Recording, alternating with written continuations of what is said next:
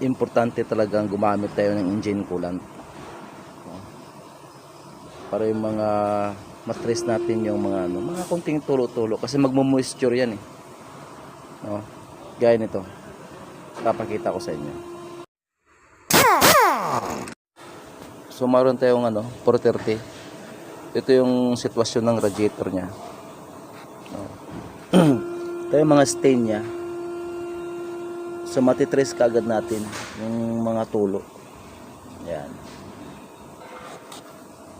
Mga mansa-mansa niya. Sa taas ito siya. Ang malupit nito ang sa baba. Tingnan nyo. Yan.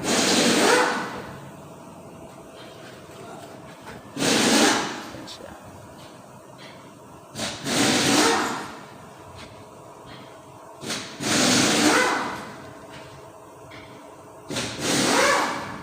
Yan. Kaya importante talaga gamit tayo ng coolant.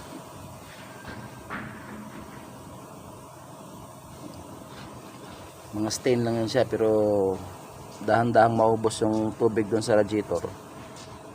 Overheat na.